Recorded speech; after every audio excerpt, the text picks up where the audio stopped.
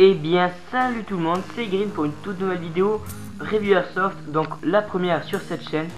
Elle parlera du AW308, en gros le L96 de CAG. Allez, à tout de suite pour la boîte. Commençons tout de suite avec la boîte. Donc c'est un packaging assez simple, ouais, on va dire, mais plutôt sympa. Donc il convient, pour moi en tout cas il me convient. Donc quand on l'ouvre, il y a normalement la réplique en deux parties. Donc je vais vous l'ouvrir, attendez une seconde, hop.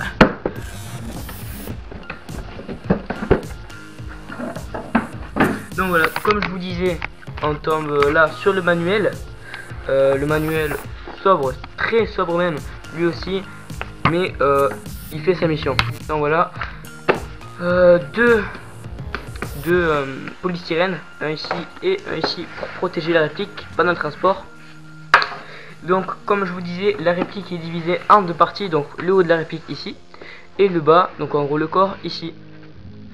Donc la réplique est démontée en deux comme je vous ai dit.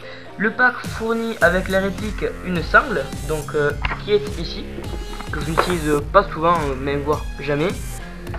Une tige de débourrage, donc très longue et elle est assez solide quoi. Après nous avons aussi un bibier loader de 90 billes, donc c'est largement suffisant. Voilà. Elle est fournie aussi, bon heureusement, avec un chargeur de 28 billes full métal et avec deux clés Allen, donc une pour démonter la réplique, donc la grosse, et la petite pour pouvoir régler le hop-up. Allez, on passera tout de suite à la réplique. Voilà, on est passé à la réplique. Donc déjà désolé de ne pas avoir enlevé le camouflage et tout le reste. Mais bon, comme ça vous pouvez voir comment elle est quand je fais une petite partie d'airsoft. Donc on peut voir ici le camouflage, la lunette, le boîtier étanche de la caméra. Donc on commence tout de suite par les caractéristiques. Donc full métal, sauf le corps qui est en ABS lui. Et aussi le cylindre, donc ça voilà quoi, pour ceux qui savent pas. Elle pèse un peu moins de 5 kg. Donc je vais montrer un petit peu, hop, comme ça quoi. Elle pèse voilà un peu moins de 5 kg, mesure 116 cm. Donc mesurée au chronie en sortie de boîte, elle fait dans les 440 fps. Mais bon, moi j'ai mis un petit kit upgrade qui est beaucoup plus puissant on va dire. Le canon d'origine donc est 6.3 si je me trompe pas. Il y a 4 attaches 5, désolé, ils sont ambidextres, donc normalement il y en a deux ici, un là et un de l'autre côté, et moi je les ai enlevés pour plus de confort et pour pas que ça me gêne quand je mets le ghillie et que je fais une partie. Et normalement hop, on va les enlever. Il y en a un ici, voilà, et pareil de l'autre côté. Donc voilà. Ensuite par contre elles sont en métal, ça faut quand même le préciser, car il y en a qui sont quand même en plastique. Donc ça c'est plutôt cool, un bon point positif. Elles sont en métal.